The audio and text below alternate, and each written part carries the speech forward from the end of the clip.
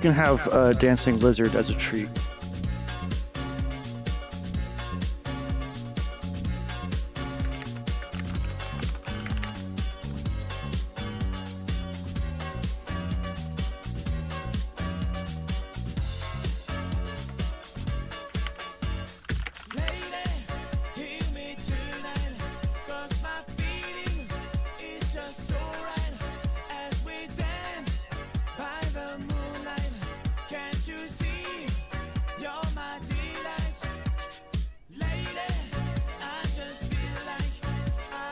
Yeah, for real.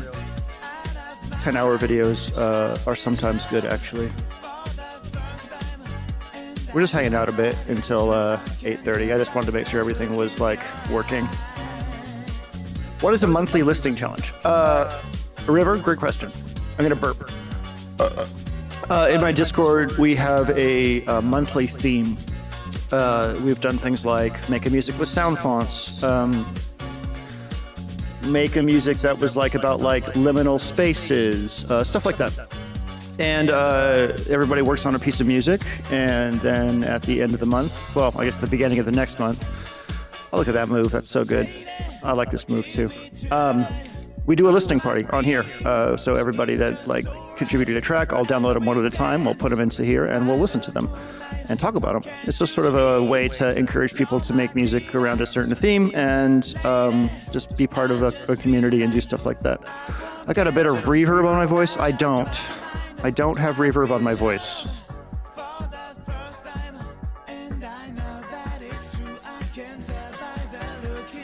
Boo boop boo boop boop boo boop boop boo boop boo boo boop. There we go. That should fix it.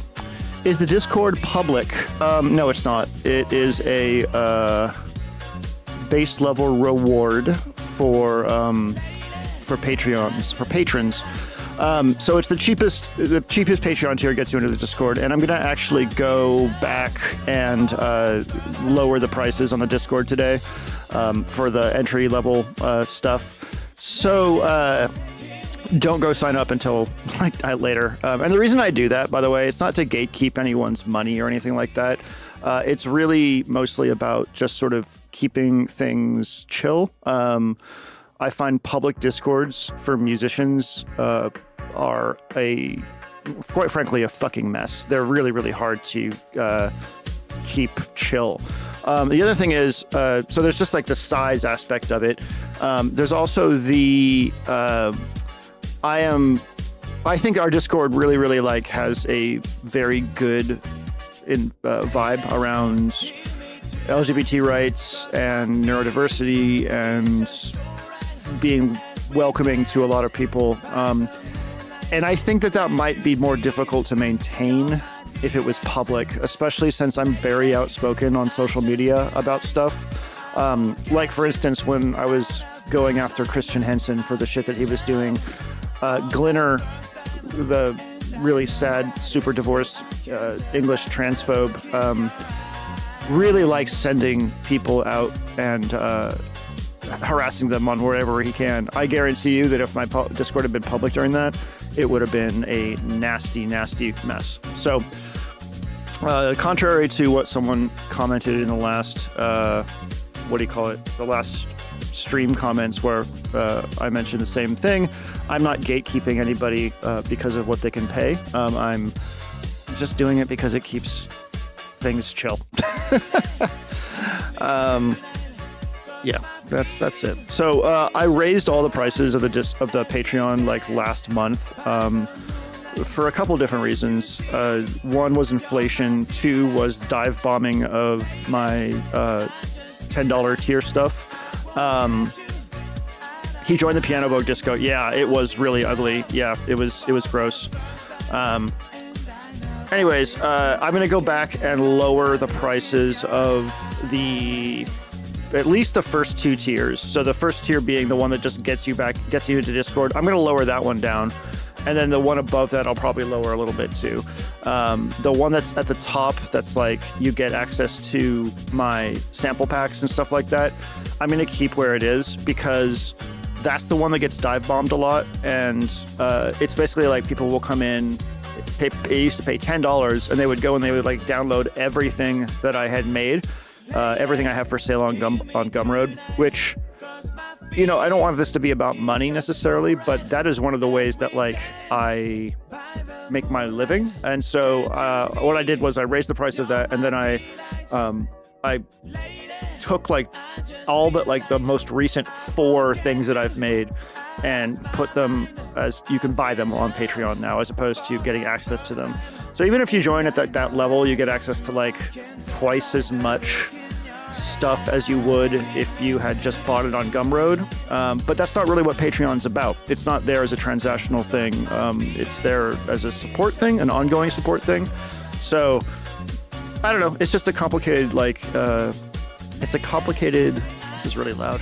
It's a complicated thing to get right. You know, I want to make it, accessible to people who maybe not have a lot of money to spend. But I also don't want to just screw myself over in terms of the one main passive income thing that I have, which is my sample packs and stuff like that.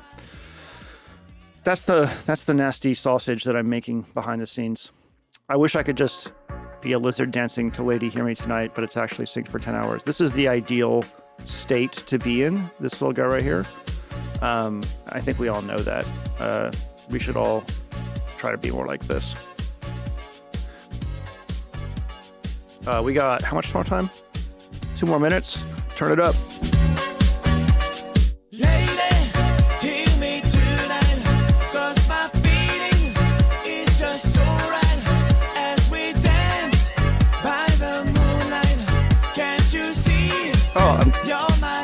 River, I'm glad that you got to see it there. I thought it was like a really special moment. Aspire Lizard.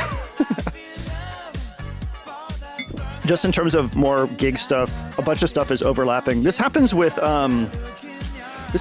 releases from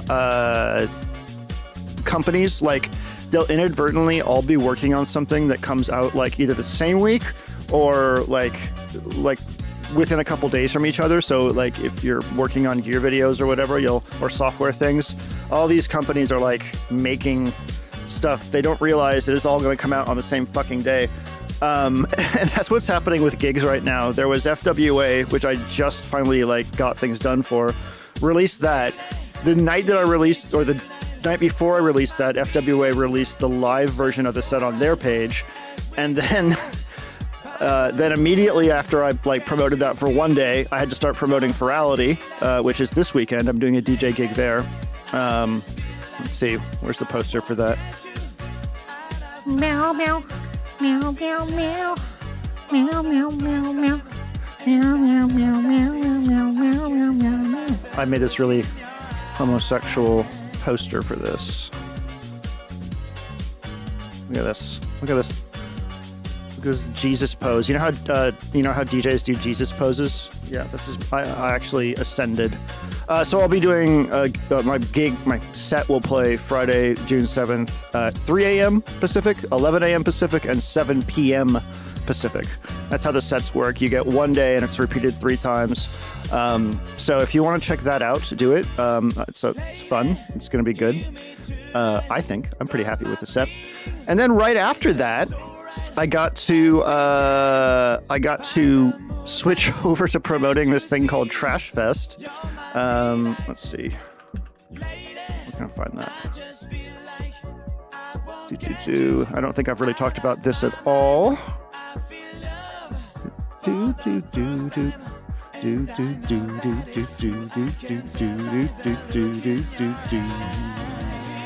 Who invented a web piece? Okay, so this is a really low-fi thing, but yeah, it's a VR festival thrown by where is he? I think this is his logo. I don't really know. He's a really talented musician. Anyways, I feel like I'm not able to talk right now. It's a VR festival on the 14th. Oh God, what day is that? Oh, Saturday. Okay, I'm safe.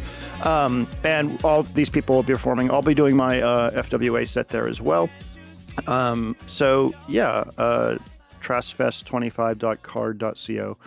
So a lot of stuff happening all at once. It's feast or famine.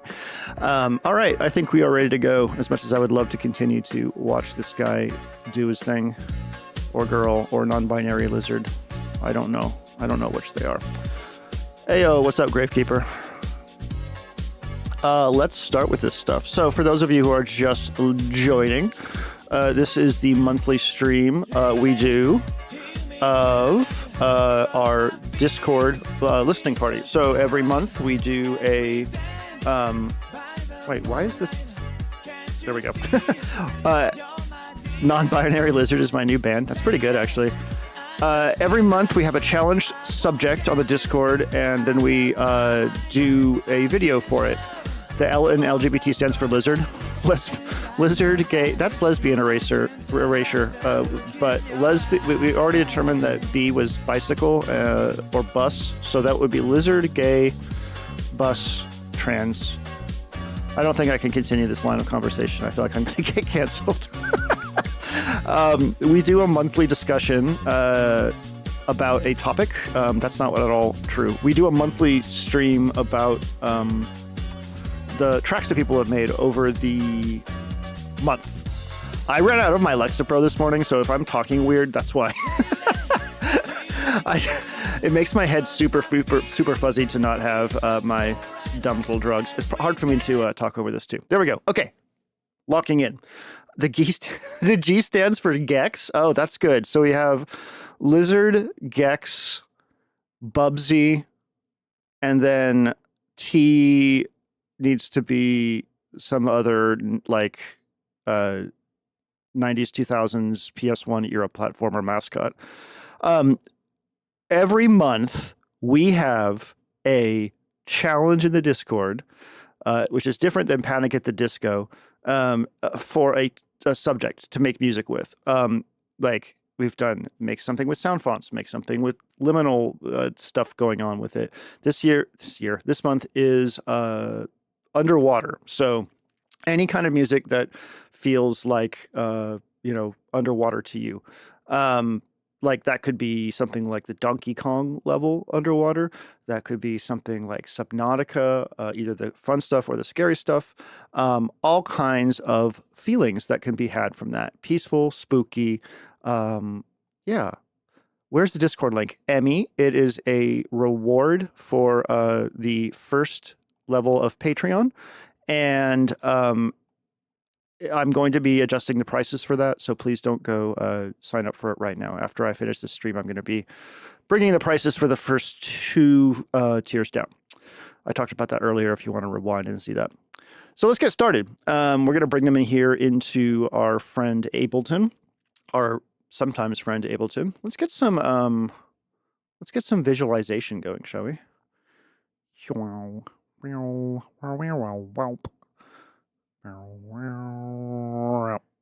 Okay, that's good.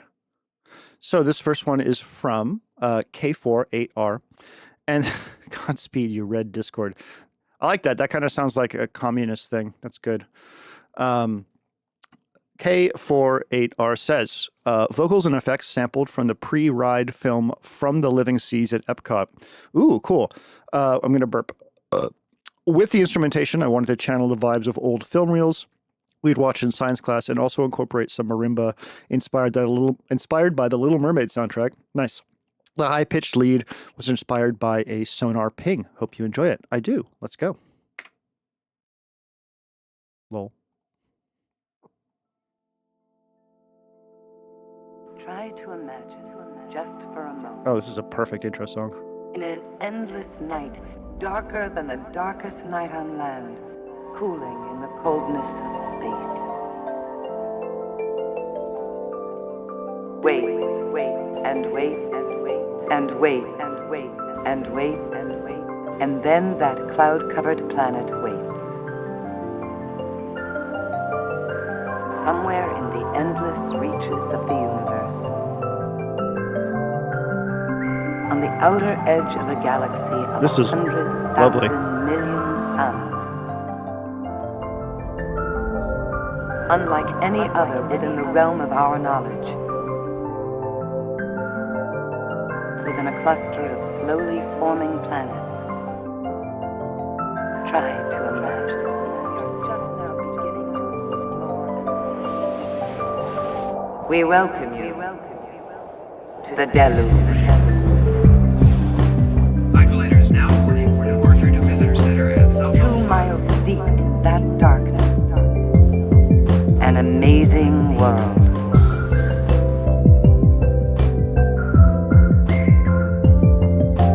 Try to imagine. This also has some really, really wonderful lemon jelly vibes. There, amid raging underwater storms and fiery underwater volcanoes, tiny single-celled plants, phytoplankton. Try to imagine. Life forms that have astonished biologists by finding the means for their survival in the chemicals of the earth itself. Try to imagine. Try to imagine it's such a good little soundbite.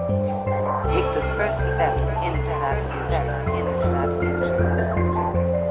Until now, scientifically inconceivable.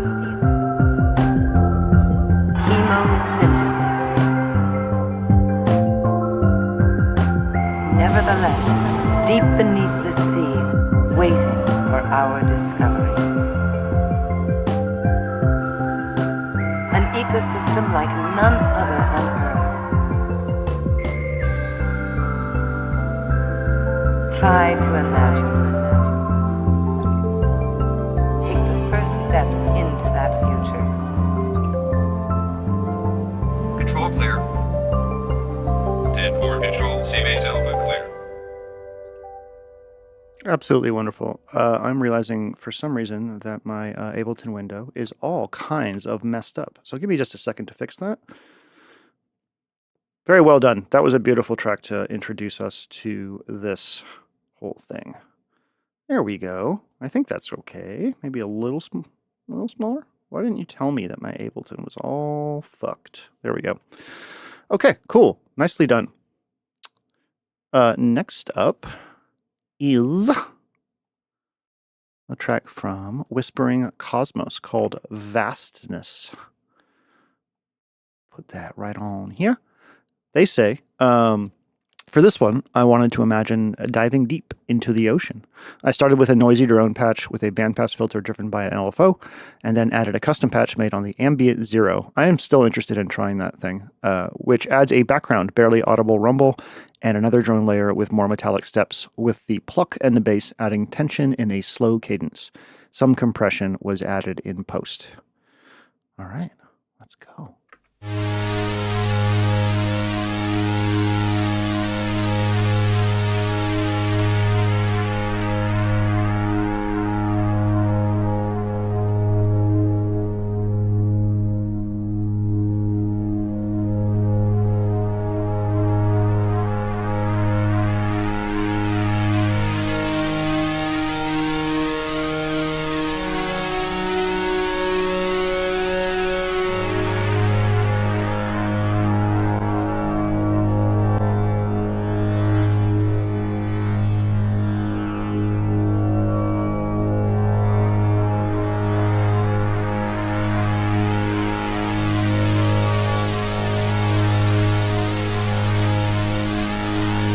Very swelly. Very appropriate. Ooh, I like that sound. That's good.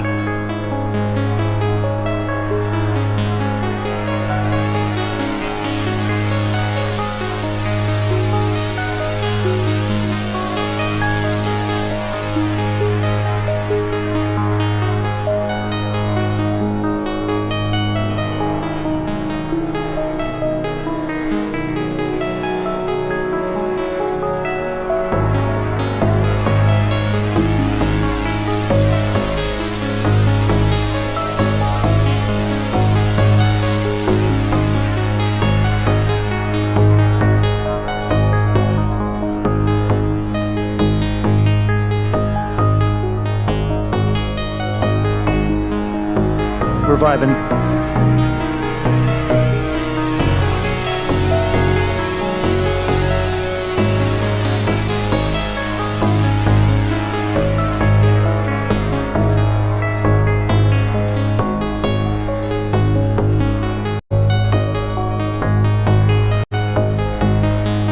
Yeah, this could definitely be in a game.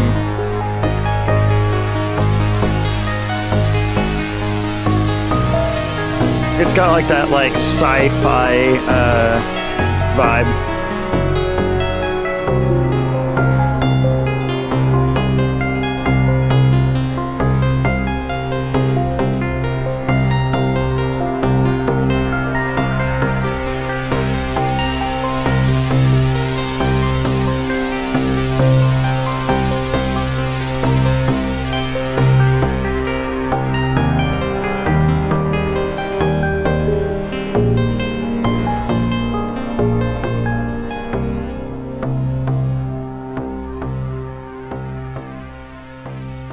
Very well done.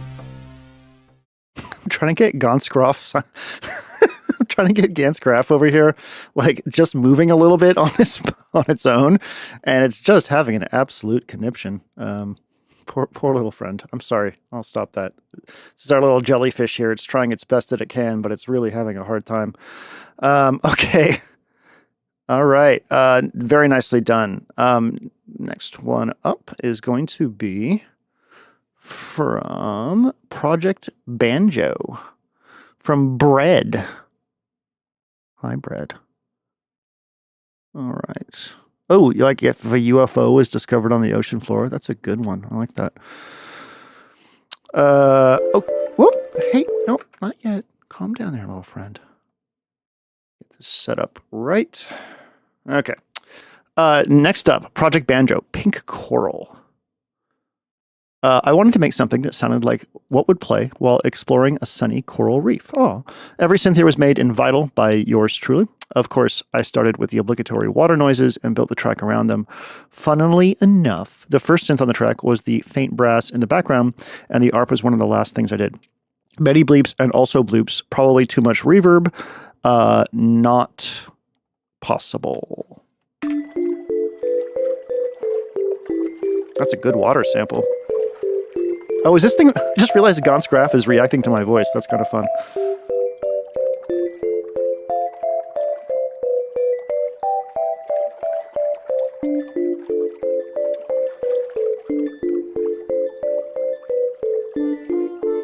Hi, Space Coast.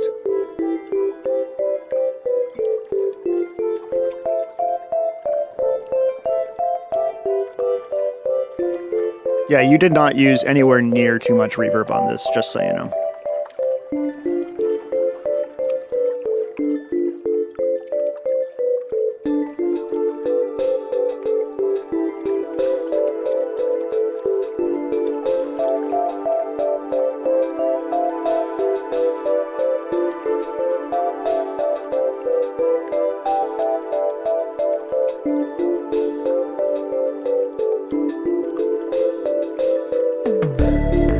Oh, yeah.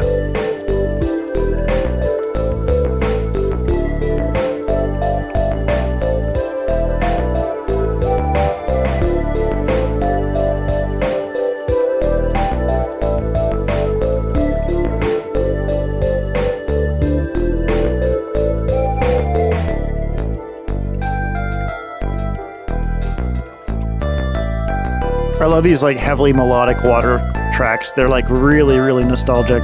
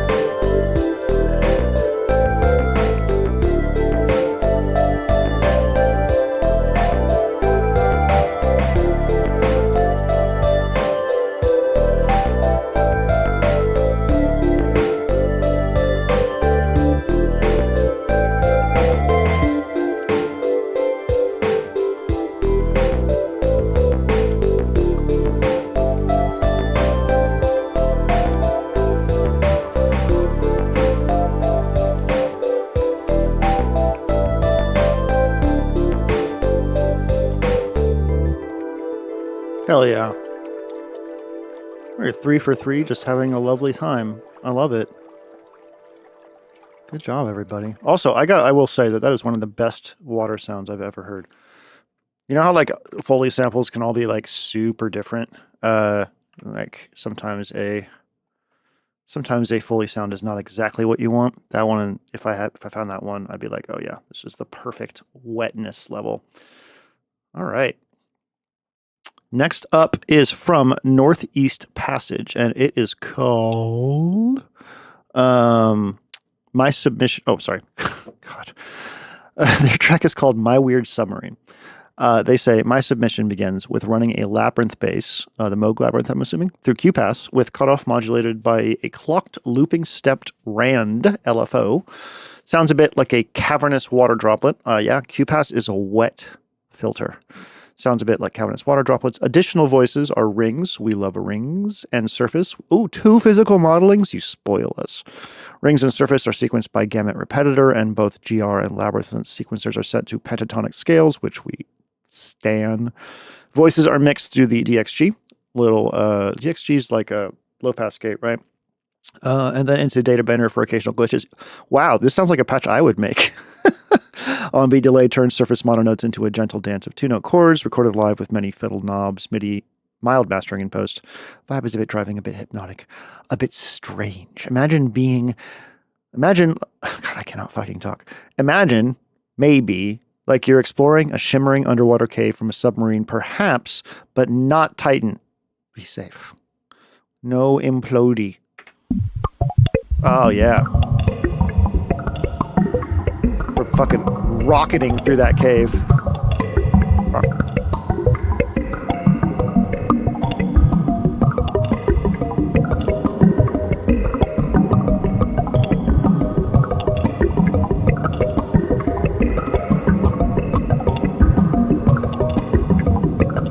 So wet.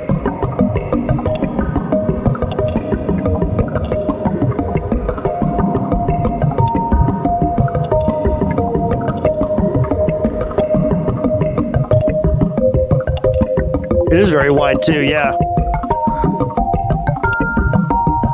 That's a nice little switch up. That's cool. Oh god, listen to that physical modeling.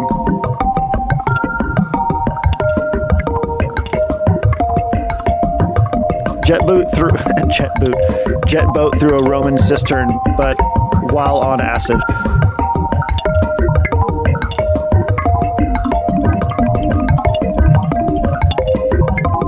This is cool.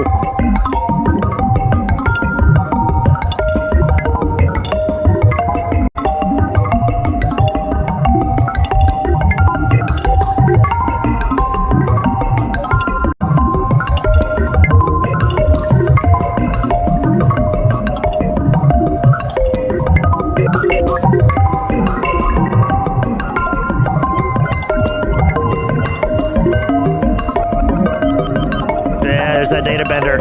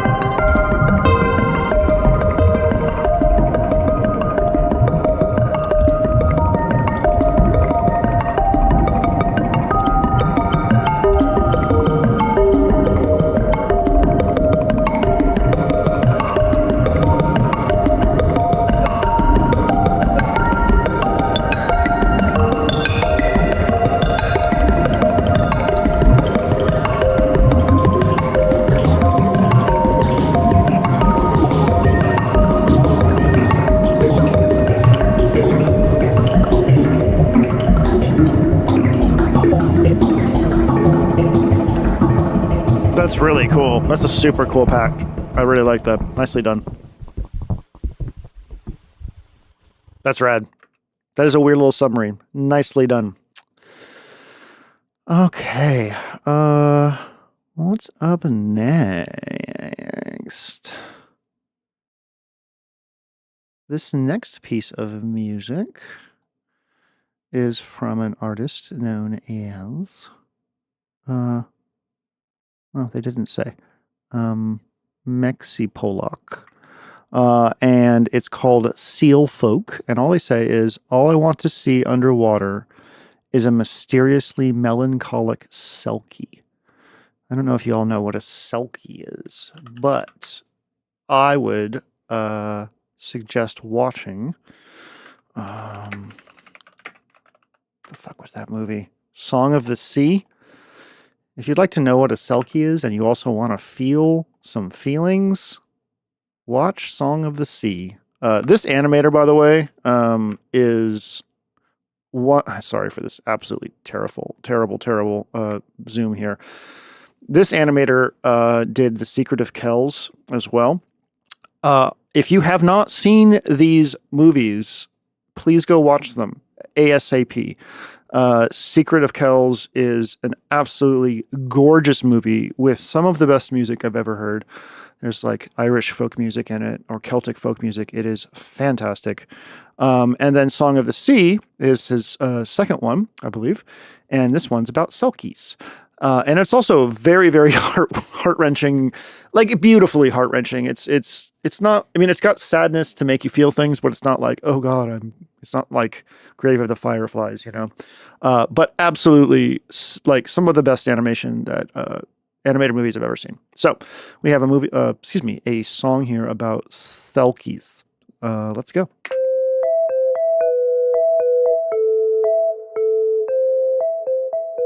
That sounds like it could be a selkie.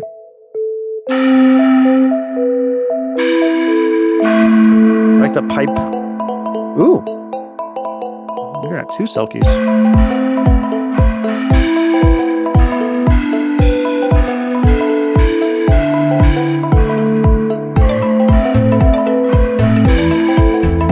This is fun.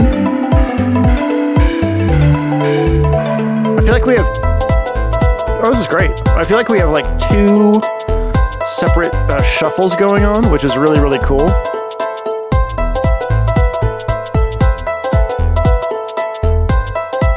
Low tempo, four on the floor shuffle is such a good vibe.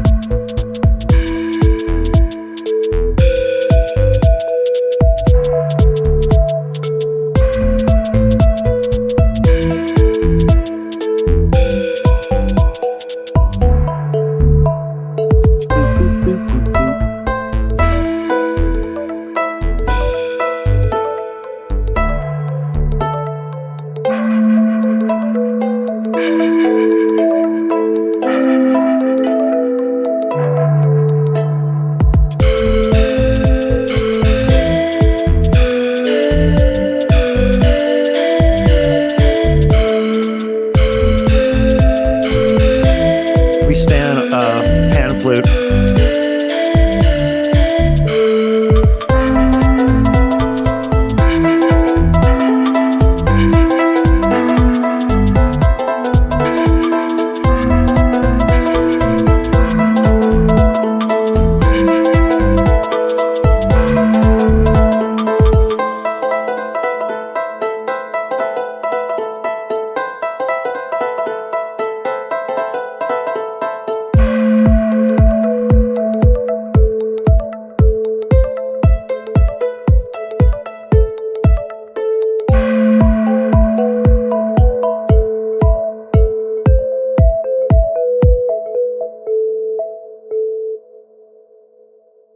Wonderfully done. Really fun. Like that. What were people saying? Okay. Why is everyone so talented? I don't know. It's crazy. It's fucking nuts. Well, you know what's nuts? I have like thought about this quite a bit because within, our Discord, we've got a lot of really talented people. By error, going to deliver the dog to a dog look afterer. I'm not really sure what that means. Oh, a dog look afterer. Okay. The super divorced English transphobe was Irish. Oh, I'm sorry. You're absolutely right. I did not want to attribute that, I think, to the Irish people. I have a lot of respect for the Irish people. I did not want to put them on them, but unfortunately, you are correct. thinking about this a lot because we have incredibly talented and hardworking people in our Discord, and we're just one, like the Mate Discord and the Deluge Discord and EasyBots Discord all have just incredibly talented people who are all just out there, with what time they have, working their asses off, making stuff, and it's good. And what bugs me is that so few people get opportunities to actually be seen for their art. We have these big EDM festivals that have a handful of cherry-picked people that have been deemed marketable, and those are the people who get put on pedestals who everyone's supposed to think are the pinnacle of talent and creativity. And there are people who are as much or more talented in these little tiny bubbles. Even in the furry fandom, there are people who I think rival professionals, and I think it's just kind of fucked up it's not necessarily how good you are at something that matters. It's whether or not it's marketable, and whether or not you're marketable, and whether or not you're willing to be marketable. It bugs me. It bugs me a lot. But I'm glad we get to do this and talk to each other about shit. Okay, next up is Sock Puppet, Underwater. This track I composed for a game jam. Games Obligatory. Oh my God, sorry. This is a track I composed for a game jam games obligatory underwater level, but the game didn't end up getting made. I feel that. I know how that goes. That sucks. I was going for a feeling of swimming quickly through the water, which is peaceful and vast, aside from the anxiety of having to watch out for the enemy creatures that are looking for you. Well, it's not peaceful at all. As a disclaimer, this track was made a few years ago. Oh, that's fine. Yeah, that's okay. This is the first challenge that I didn't make anything for, because between FWA and everything else, I just didn't have time. But oh my God, this month's theme, June's theme, is racing game music, and I've already started a banger on the Mate. I think I'm going to knock out 3 tracks for that. It's going to be fun.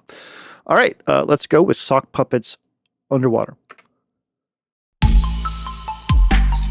Yeah, you got to have that little blip sound, right?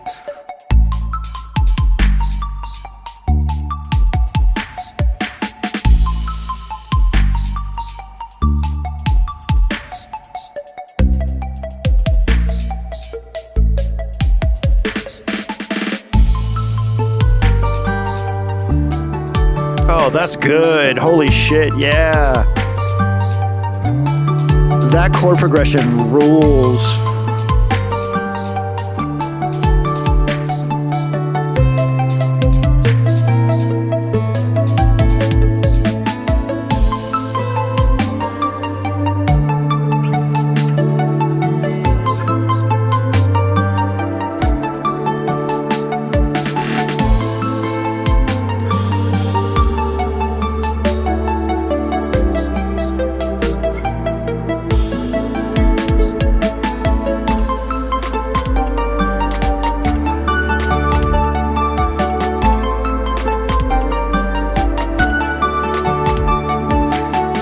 Really like that chord progression.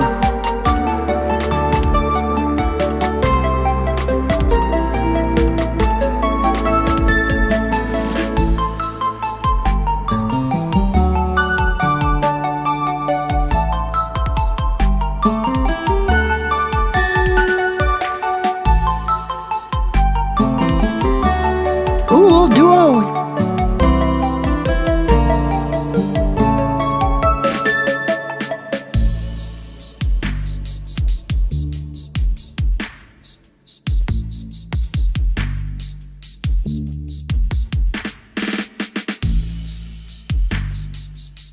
Yeah, that would have ruled as a soundtrack thing. That's super cool. Also, yeah, again, just really cool chord progression on that. Caught me by surprise, but I think it's really, really good for this. It's kind of magical. It's got that magical minor, major modulation, I think. I think that's what's going to go on there. All right, next up is Syllopus. And I'm sorry, you know what? I appreciate that. I think you're I'm not going to even say what I think about your profile picture. I know it's something, but it looks like something else to me. Okay, your track is called Luna's Grotto. Let me find that real quick. Okay, This track is called Luna's Grotto, and it's from Silipus. And they say this piece is using odd time signatures, polymeter, and polyrhythms in a loose fashion in order to evoke an underwater flowy feel. I wanted to write something that could be played by musicians possibly and didn't rely too much on sound design. However, listening to the others above, I feel I've been missing something on the mixing end of things. And it's meant to start again where I put the last note. Oh, okay. Oh, God. Sorry. You looped it. Cool.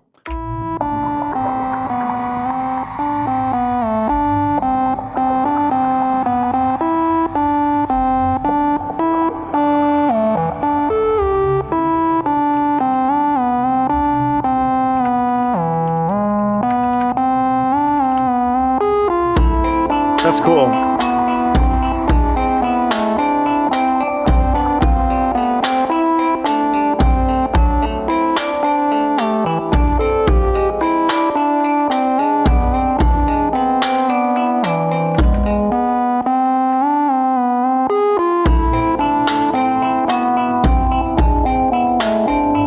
This is really cool. I think it's an interesting companion piece to Sock Puppet's previous one.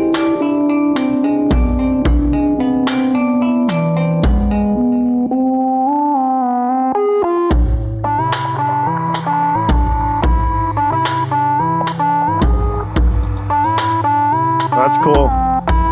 Little breathing sound thing.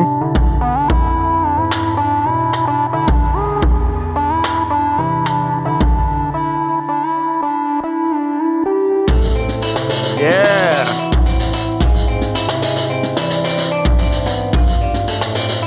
That's cool.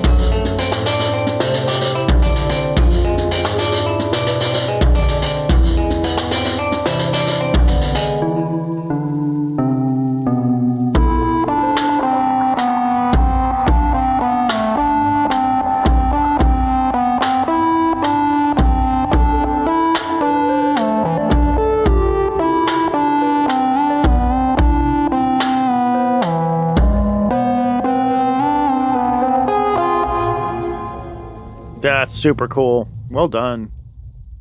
Really like hearing people's melodic capabilities here. Let me find the window I need.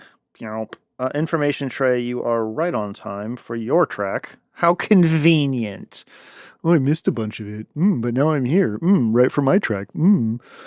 They say information tray with their track Weightless. Hey, what's up, Sugar Sprig? Welcome. Welcome to the stream. It feels like I couldn't get my sea legs through it. Yeah, I have my sea legs. I bought a sea legs from IntelliGel. Everyone should buy a sea legs. That's a Eurorack module joke. Information Tray started this track off as an ambient piece, but quickly evolved into ... whatever this is. Downtempo, a little bit of trip hop. I don't know. It's what it is. I super struggled getting this one under 3 minutes and ended up a tiny bit over. Straight to jail. It's built from an assortment of samples, loops, and contact libraries. Searched in Contact for water, and then found something they could build off of. That's legit, and that's why like a good tagging system sometimes is all you need. Let's go.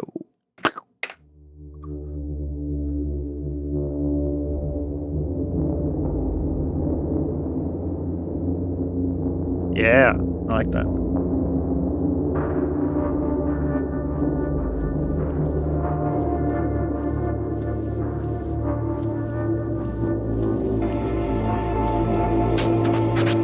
Ooh, hell yeah.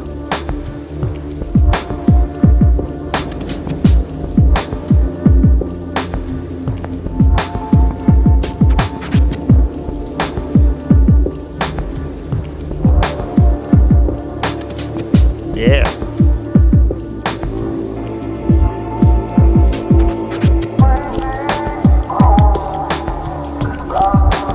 That's cool. Those vocals are cool.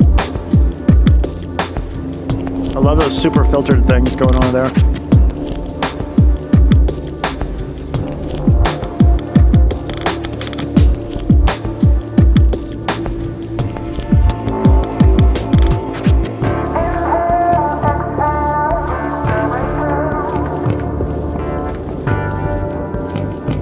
It's got that kind of like Moby feel to it.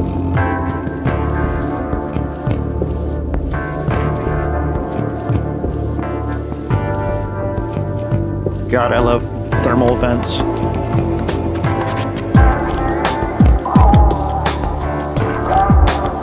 This is like walking into a James Bond scene where like the villain's in a really fancy hotel or something, or a space, and there's like women all around like swimming in giant aquariums.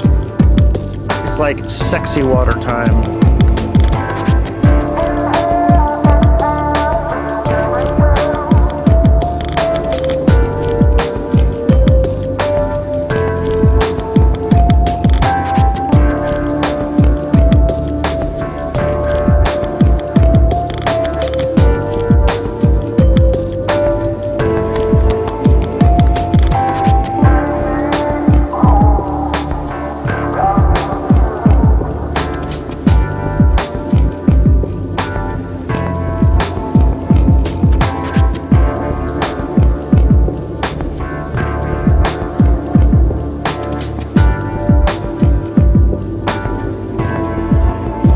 Very well dressed, sexy, and wet people.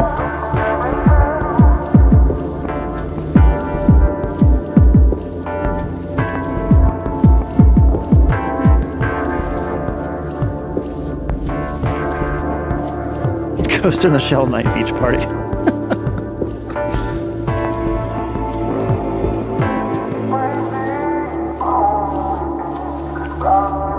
Are those your vocals, Information Trey? Because, like, if so, that's fucking rad. If not, I want to know where you got those, because that's exactly the kind of, like, weird little bits and bobs that I really like being able to throw into tracks. It's really nice. Very well-dressed, sexy fishmen. Okay. Should we explore that some more? It's the shadow over Innsmouth, except the fishmen are very sexy. The shadow over his mouth. I don't know where I'm going with that. All right, next up is Ryan V. Lost at Sea. A few days ago, a big thunderstorm rolled through, and I had the awareness to grab a mic and record the sounds of the storm. And this song just rolled out of that. Wow. A lot of rolling going on. All the sounds aside from the rain are from various Arturia V collection VSTs. The piano sound is from the Augmented Piano Engine. The sound to me invokes being lost at sea in a storm and falling overboard, but to be rescued by the end of it by very sexy fishmen. I tried to go for burbly filters and slow attacks to give that underwater feel. Okay, well, that's fine.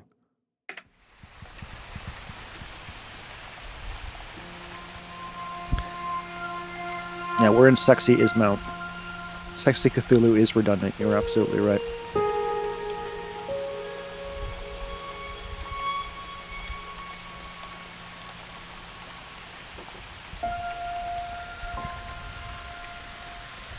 This is cool.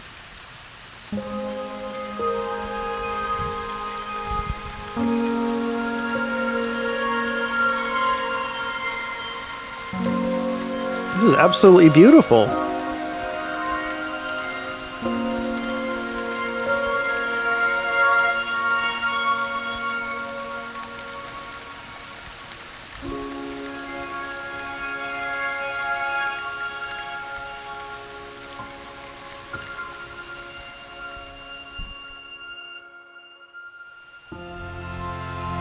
Oh my goodness gracious.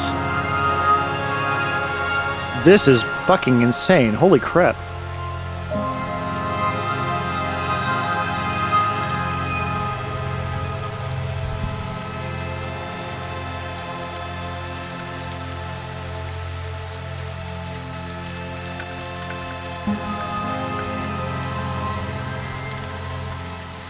Really love the tension of it. It's beautiful, but also like a little spooky. Really good for underwater vibe.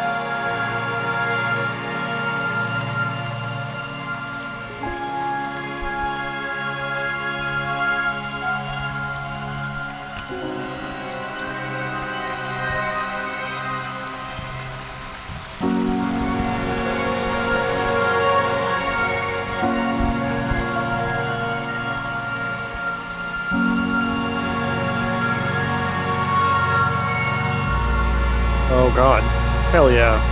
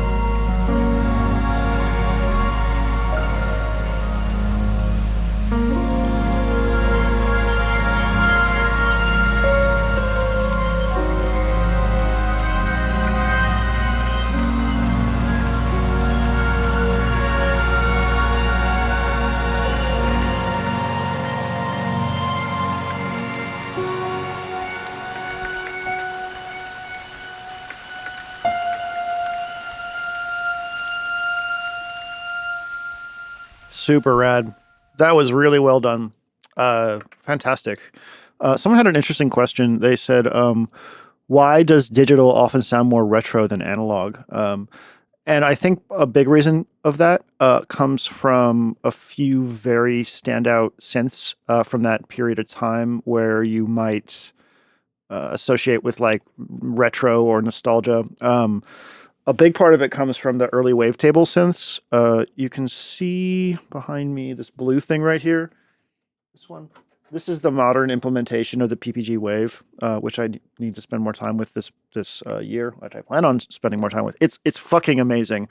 But the way that like wavetables worked back then was they were very small, very short, and originally they weren't. They didn't even have any filters in the sense. It was kind of had the FM problem where it was just like really brittle and bright.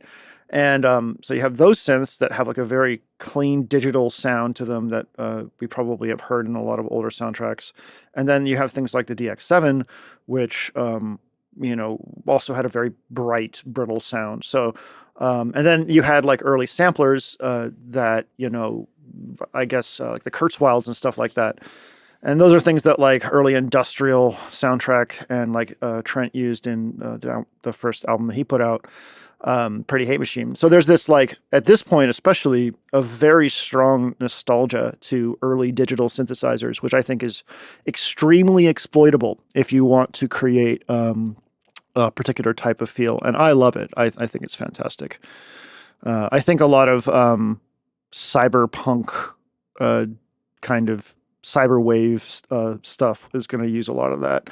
I think if you listen to modern synthwave, like who is it? Like who are the two big modern synthwave groups? I swear to God, I ran out of my fucking Lexapro this morning. My brain apparently is just mush. But yeah, the popular synthwave groups that are out there right now, like both of them use a lot of digital synths in their stuff. Clearly digital, not like, oh, this is trying to be analog, but it's digital. It's like clearly digital. So yeah, it just has a thing. Not Kavinsky. Well, the Midnight definitely. Kavinsky, I guess, to an extent, but there's two that are a bit more like gothy, and I can't remember what the hell their names are. Well, it'll come in the chat. Gunship, there we go. And then there's one other one as well, but Gunship I think is probably the one I was thinking of. All right, next up is Zizzy. I don't know why they say blue. They say blue after that. you can't see what I'm reading, so it doesn't really matter. Zizzy says, flailed around with watery samples for a while and nothing worked for me. So I browsed old projects and landed here. I don't know if it's underwater, but it's definitely wet. It feels like cruising the seafloor for hot, sexy fishmen in a submersible or on the surface of a sailboat with a hot, sexy fishman. All right, cool. Well, here we go. The track is called Blue. That's why they said blue. All right, here we go.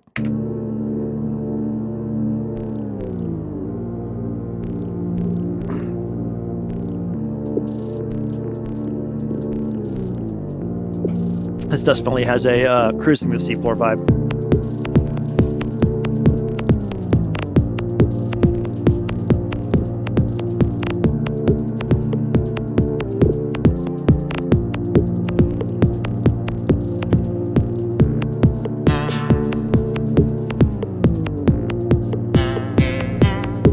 I like that sound.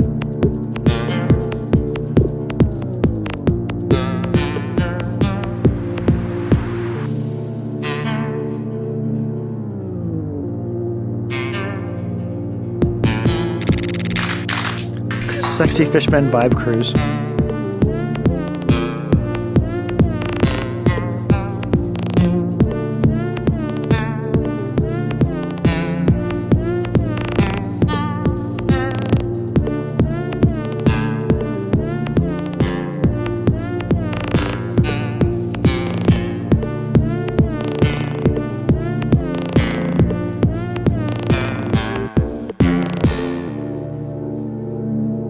Every fishman loves Portamento. Sexy Fishman loves Portamento. True.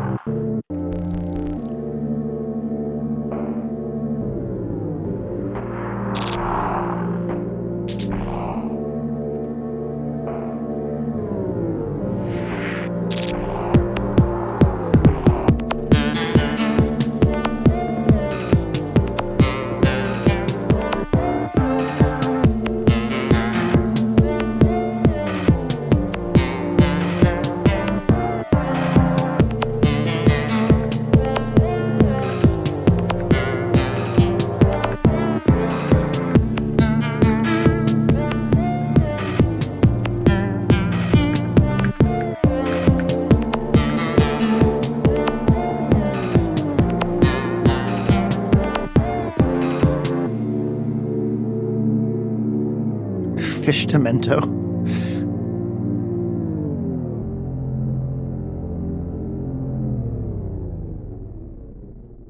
Wonderful.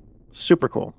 Quick aside, I'm not going to watch this because clickbait, but does anyone know why the fuck Ricky Tinez put out a video 3 days ago that says goodbye in the thumbnail? And then the title of the video says, what the hell just happened? And it has 65,000 views. And it's 3 minutes long. Like, what the fuck is that about? Why is Ricky Tinez clickbaiting quitting YouTube? Does anyone know what that's about? I love it when people do that. It's my favorite fucking thing in the world. Next up is going to be from If Dots. Here, I'll show you what I mean, by the way. I'm so tired of this shit. Working for Apple now, quit Electron. Okay, thanks. Good for him. He wasn't. Okay, never mind. I'm not gonna get into this anymore. But all right. I love clickbait. It's my favorite fucking thing in the world.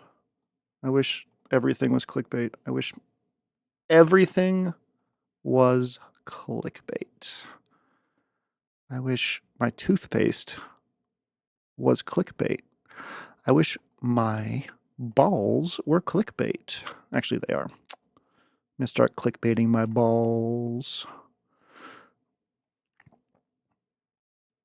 I quit Ableton. It's not just the thumbnail, it's the thumbnail and the nonsensical title. It's literally just meant to get you to like click on something because like you have to answer the question of what the fuck this is about. If something makes you feel that way, do not click on it. It is literally made just to manipulate you. Like that's the whole point. Yeah, I hate this shit. Okay, next up is a track from If Dots called Pool. Guessing there's something in the Apple contract that made doing YouTube a bit tricky for Ricky. Yeah, he should have made the Pog face. You're quitting E621? I am not quitting E621. I have 4 monitors in front of me. One of them is always on E621, rapidly clicking on things. It's like a hacker feed, but it's just clicking through E621. If Dot says, this is one of the 4 songs in an EP I dropped earlier this month. This is Song Facts. They took ADHD medication and realized all the singing was off key. Oh, God. So melodized it into key and made some other tiny edits. Amazing how concentration can work. Yeah, no shit. It's about looking into a pool. Pools technically have water in them. If it's full of water, they don't always have to have water. It totally fits the challenge, technically. They cut a lot of that song to fit it within 3 minutes. Okay, great. The Goon Station, yes. It's not the monitor I'm going to share.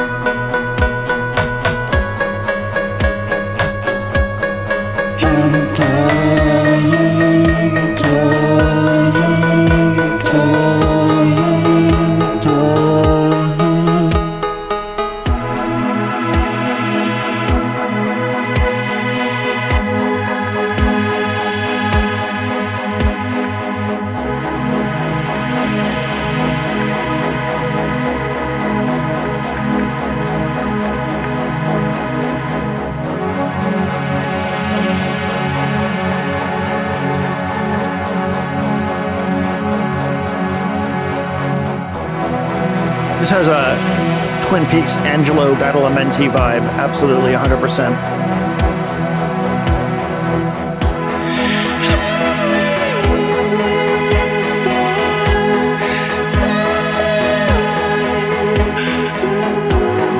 This is in the club, the nightclub, where the singer is singing this while the protagonist is there looking at the fish man across the thing.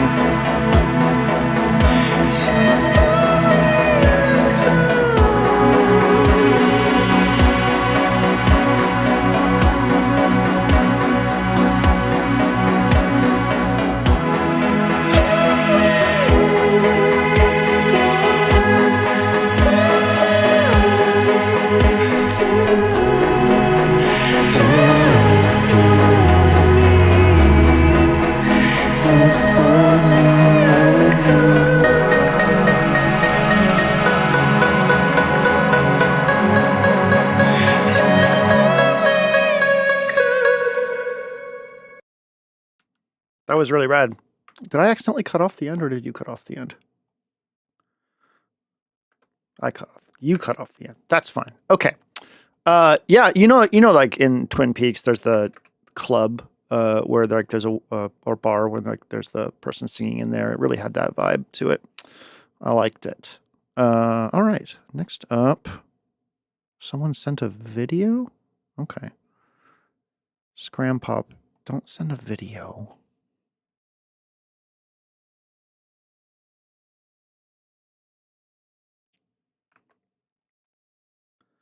We got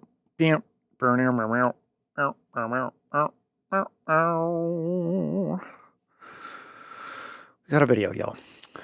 Let me go ahead and get this set up.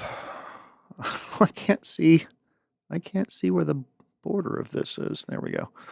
Okay. Scrampop seals. Tired of all the cliches of water samples and stuff. Excuse me. Everyone else did that just fine. We had some good water samples in here. I realized I was taking a literal approach. Not literal, was also dipping into collected projects by Ubu Web by Patty Chang. Invocation for Wandering Lake, and realized maybe a locked off frame was enough. There was also a new book by Lars Muller published called 100 Words for Water, a projective eco-social vocabulary. That sounds cool. Anyway, after much faffing, did a simple sound of percussion really wasn't working afterway. Oh my fucking God, words. Anyway, after much faffing, did a simple sound. The percussion wasn't really working, so pulled it out and let the looped image of this underwater field provide it. Stopped mid-bike ride on the Suffolk coastal route, thinking it was a broken levee, and the sea is to my back behind the camera. Okay. I think I know what's going on now. So, here we go.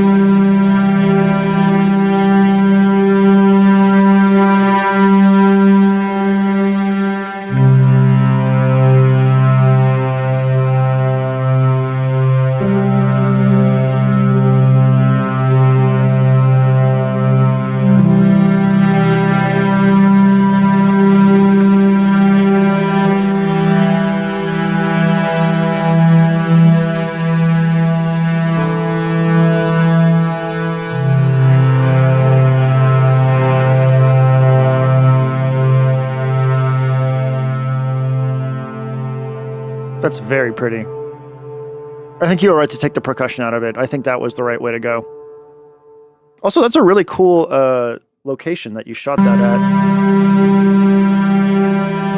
at. Like, it's really wild that there are these like ribbons in here. I'm not sure if that's just like white water that's forming around a particular little thing, or if there's actually some kind of thing in here, but that's really neat. I'm assuming that's just sort of like white water that's forming around rocks, but it's very interesting that it's like in these like long ribbons. That's really, really cool.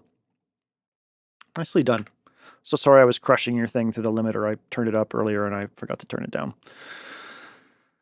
All right, next up, Bwamp.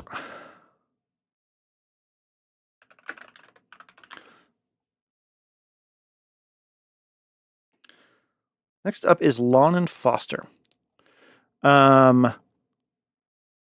This is called 20,000 Leagues Under Europa. We're under Europa. I do not need to turn up the input gain for this at all. They say my initial plan for a light and bubbly tune inspired by the underwater levels in Super Mario Brothers vaporized almost as soon as I started making synthesized bubble noises in Bitwig, and it turned into a dark exploration of the deeps.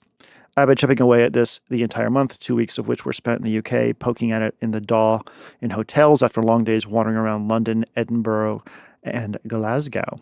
That's a mood. Probably a wee bit of Loch Ness in there somewhere too. Yeah, let's go for it.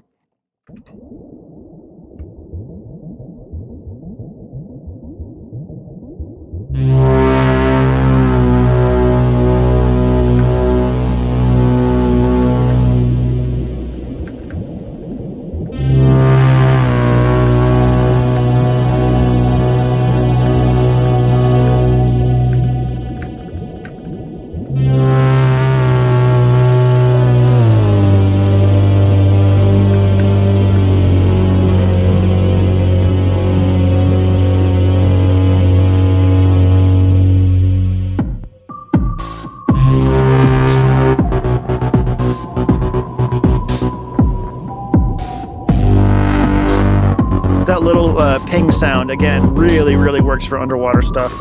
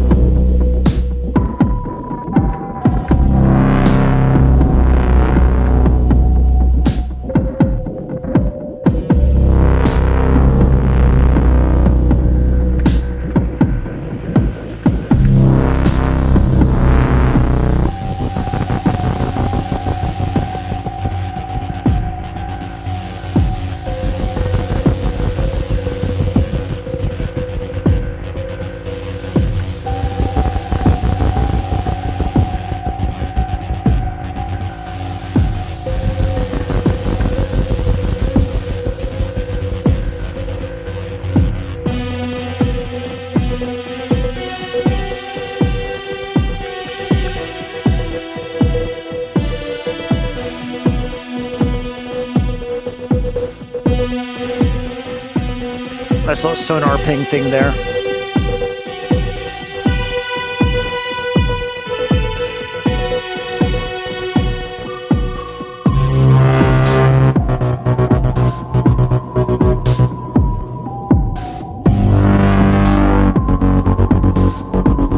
Like that gate, that's cool. Yeah, that's a very like specific kind of like underwater behemoth sound. That's cool.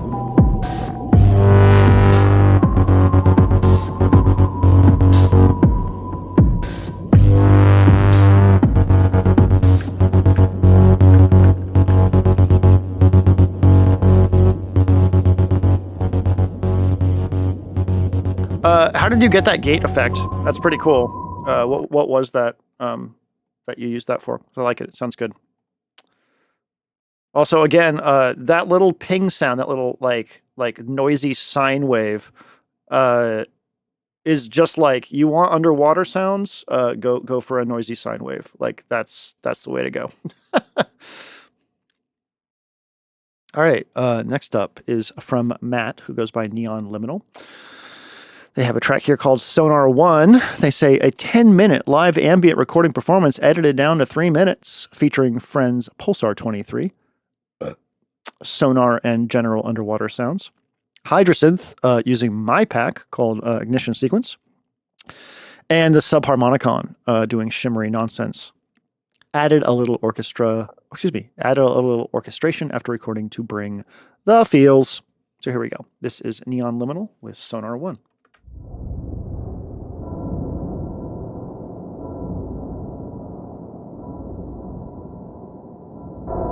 Bitwig has a gate effect covered by a silent MIDI track. Oh, that's cool.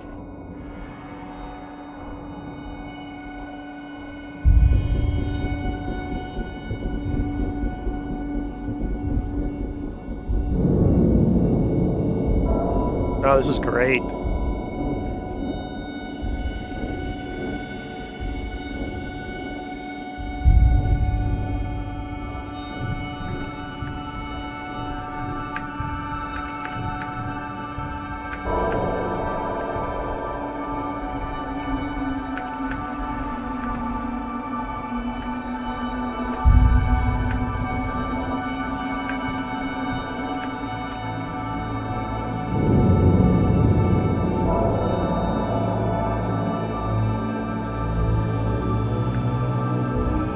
This is beautiful.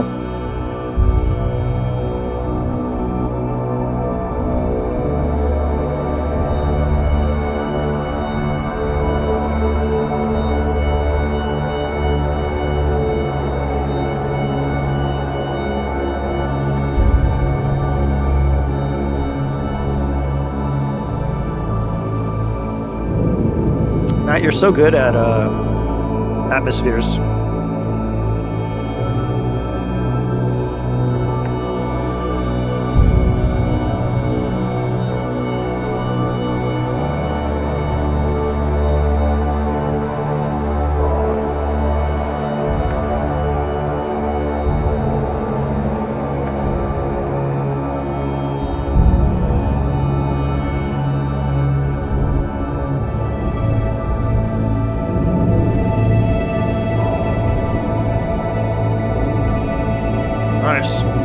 That's cool. This is really well done.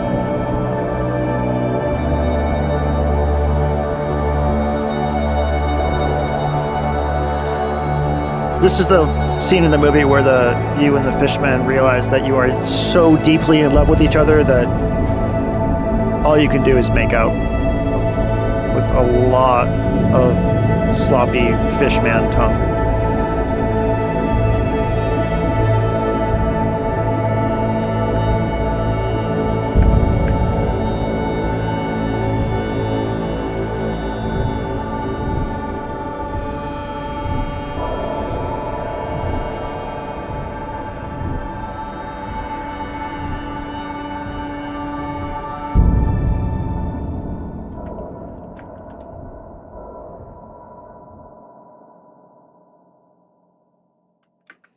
Very well done. Beautiful.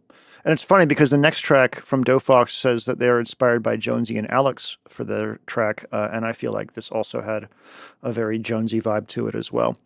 Do fish have tongues? They do, because there is a parasite that will latch onto fish tongues. I don't know if you've ever seen the movie The Host, but that's what the parasite is in The Host. Except it does not stick to fishies in that. It starts to stick onto the human tongo. Again, I don't know why I'm talking like this.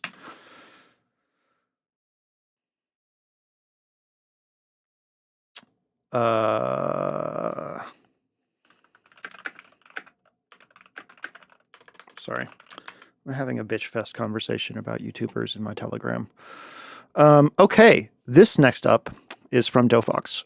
This says, this piece is very inspired by Jonesy and Alex. And if you don't know who Jonesy is, lead singer and EBO player of Zigguros, the incredibly influential Icelandic band, who I believe Alex is their partner, and they did a project together. Also, did they do a sound for How to Train Your Dragon or something? I don't know. Anyways, they say this piece is very inspired by Jonesy and Alex. I am not sure how much the title makes sense in Japanese. The title is Umi no Komoribai. But my intent is for it to mean Komoribi of the ocean. Komoribai. I'm just going to pronounce it every different way so I can get it correct. Is the experience of seeing sunlight filter through leaves and trees. Oh, yeah. This piece conveys light filtering through the shimmering surface of the sea and all manner of aquatic life. Imagine diving deep beneath the ocean, glancing up at the dancing light. I can do that. As they broke up? Oh, God damn it. It is a parasitic isopod. They broke up? Oh, well, that's what happens when you live in Iceland and you have fairies all over the place trying to get you to have a fairy thruple or polycule. Just really hard to have a relationship in Iceland with all the mythical creatures vying for your attention. As for production, Mutable Instruments Tides going into the Neon Egg. Okay, you're going to have to explain what the Neon Egg is. Piano going through Mutable Beads, and my voice sampled through a VSS-30. Nice. Everything recorded onto cassette tape. Fancy. Added some light compression and EQ in the Bitwig, and they ran out of time to make some more adjustments, so this will have to do. Wow. Interesting production. Let's dive into this. Oh, and the tape is played back at quarter speed.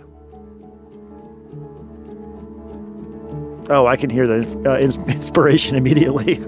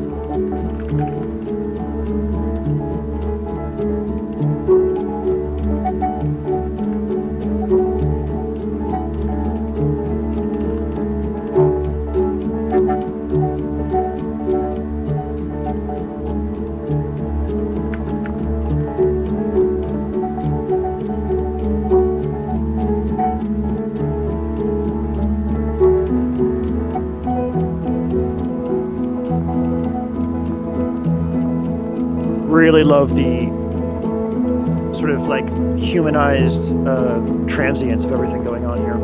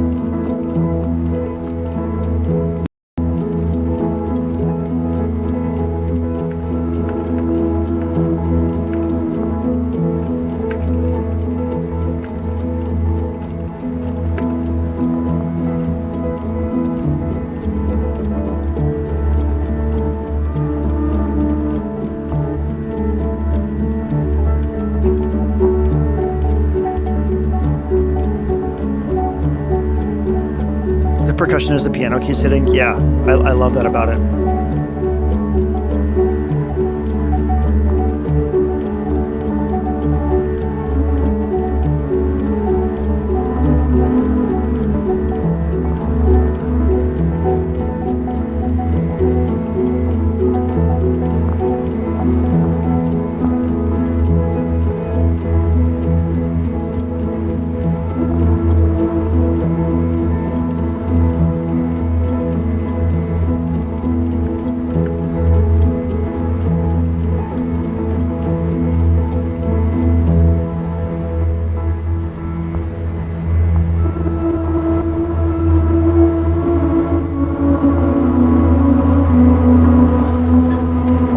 That's cool.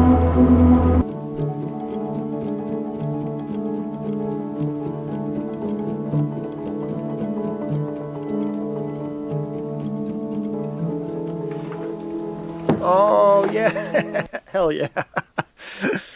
We fucking absolutely stan human noises and stuff like that. There's something about it that just like makes it so intimate. I mean, it's obviously because it feels like we're, in there with that. That was really, really well done. As for like this movie concept, I wonder if there was a way to like turn this stuff like if people could find footage. I mean, I have access to like stock footage sites, but I'm like, if we could like find footage that that went with each song, um, it would be kind of cool to like put it all together into like a little movie thing. Like I'm like, oh, I wish we could get like David Attenborough voice or something to like talk about the ocean. I bet you could find some LibriVox books, audiobooks that are in the Creative Commons or publicly usable, and I bet you we could like find VO to go on stuff. That'd be kind of neat. All right. Good job, everyone. This was I wasn't checking in during the month on the submissions, but obviously everyone because of that, I was unsure how this month was going, but it's clear that this went really, really well for people that participated. Gravekeeper says, "You sure the Fishman? You sure the Fishman? You'll do your best calm British presenter voice." See you, Space Fishman. Okay. Next up, we have Mumbles doing a song called Sahugin. Oh, how do you pronounce that? How do you pronounce this word? Oh, who is this? I looked up this word, and what do we have here? Now, not all of this is going to be to your liking, depending on your feeling about fishmen, but I'd say some of these fall into sexy fishman territory, depending on what you're into. I think Sahugin could be considered a sexy fish man. So it's a D&D thing. A Sahugin is a medium humanoid, lawful evil. All right, fine. They have shark telepathy and limited amphibiousness. Lovely. We all learned something today. Okay, cool. So they say inspiration came from listening to a ton of video game music, level music, and watching Planet Earth 3. I started with an actual recording of Humpback Whale Song recorded in Monterey Bay. Credit to Mabari's YouTube channel, Mbari. Loaded it into Morphogene and piled on modulation and effects. Then I built some melody and bass using Metropolix, a sequencer I've had for a couple weeks, and I'm still learning the fine points on. Added a kick, put the whole thing through disting. Disting use mentioned for a compressor. It sounds cool to me, so I guess they did a good job. I think that is a good metric for whether or not you did a good job. I lost my chat window. God damn it, we were talking about sexy fish people, and I lost my chat window. Come back, chat. There we go. Sahagin. Sahagin. All right. He's a little teethy for me. Well, whatever.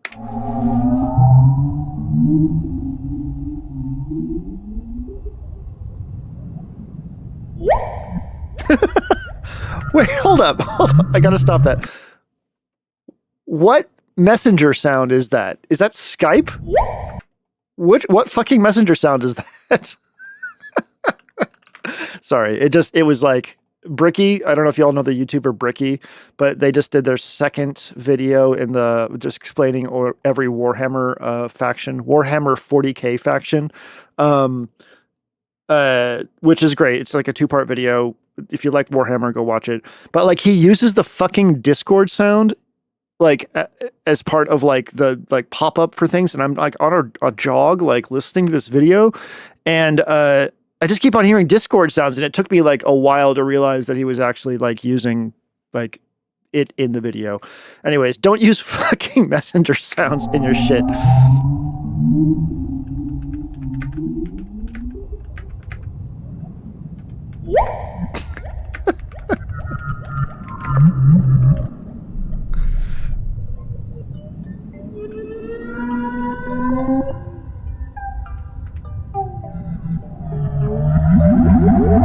I love this.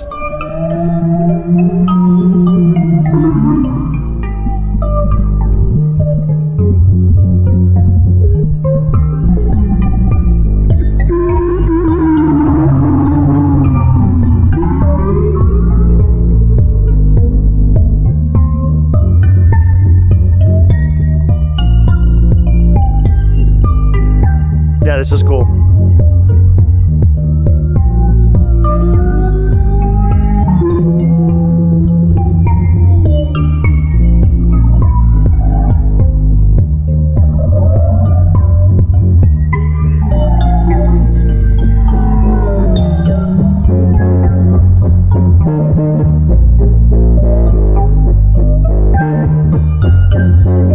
Yeah, that bass is crazy. It sounds like a fucking Gorillaz track.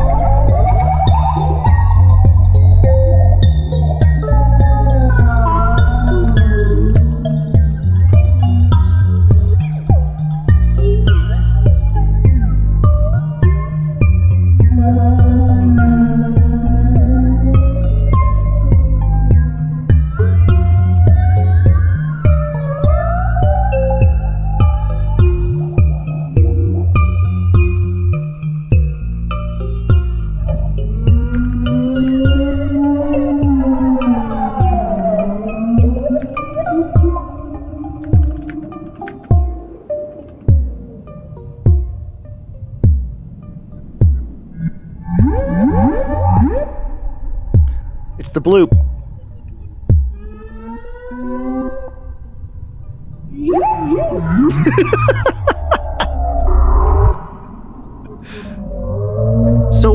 Is this humpback whale sound through Morphogene? Because if so,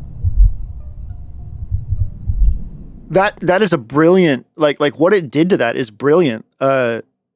Is that like, so whale song on Morphogene, Verispeed being moved around, like that's really cool. Smart thinking. Oh, we're at the end. That's it. We did it. We got through everyone's tracks. Very, very good job, everybody. Let's go ahead and get our friend back up here. 10 hours. Is this it? Yeah. Good job, everybody. So,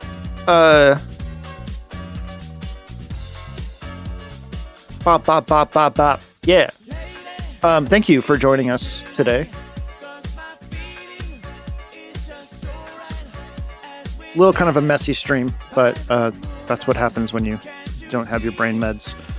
Everyone did a really, really good job. You should be very proud of your tracks. Reminder that if you want to do this with us, you can join the Discord. I will be going in and changing the prices of the Discord probably right after this.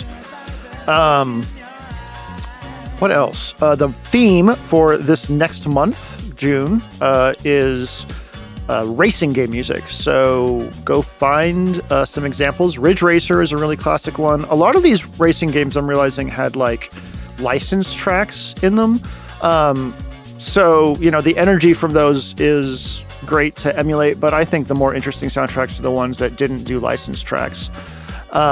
It can be set in the fictional land of Italy. Yes. Italy's not real. Okay.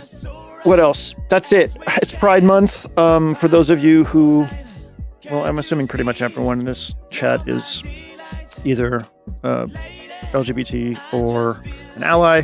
Happy Pride Month to you. This is a pretty rough one, honestly. For American folk, at the least. So be safe out there. Try and find people, at least online, that you can like kind of like clump around, so that you can have like some kind of help if things go badly for you. If you can join up with people in the real world more often this month and kind of, you know, form up some groups, that would be a really great idea too. Sucks, but yeah, that's where we are. I guess I'll see y'all in the next video, and maybe I'll see you in Ferality this weekend. And yeah, thanks for coming. Rip John Redcorn. Yep, fuck that shit. Fuck that shit. Y'all stay safe. I'll talk to you soon.